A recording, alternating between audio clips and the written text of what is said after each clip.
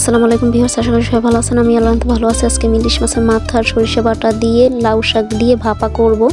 তো এর জন্য আমি কড়াইতে মাথা নিয়ে এখানে আমি সরিষা বাটা, পেঁয়াজ বাটা দিয়ে দিলাম আর কাঁচামরিচ বাটাও দিয়ে দিলাম।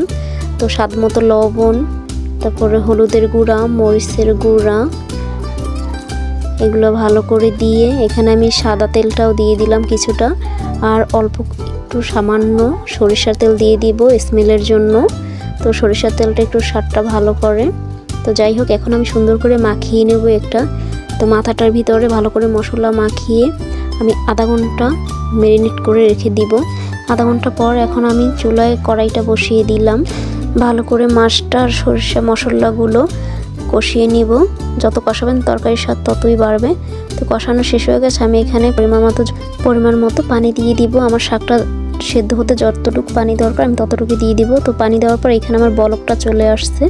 তারপর আমি একে একে সব শাকগুলো দিয়ে দিব। আমি শাকটা কিন্তু এখানে টুকরো টুকরো করিনি, আস্ত শাকই দিয়ে দিব, যেহেতু ভাপা করব তাই আস্ত শাক দিয়েই করব। তো দেখেন, আমি ঢাকনা দিয়ে ঢেকে দেওয়ার পরে এইরকম আমার একটা লুক আসছে। তো সেদ্ধ হচ্ছে, আমার অল্প জালে সেদ্ধ করতে হবে। তো যেহেতু লাকড়ি চুলায় রান্না করি তো অনেক ধোঁয়া আসে। তো আমার দেখেন রান্না প্রসেসিং শেষ, কতটা সুন্দর লাগছে দেখতে। তো আমি দুপুরে লাঞ্চ করব এই শাকটা দিয়ে।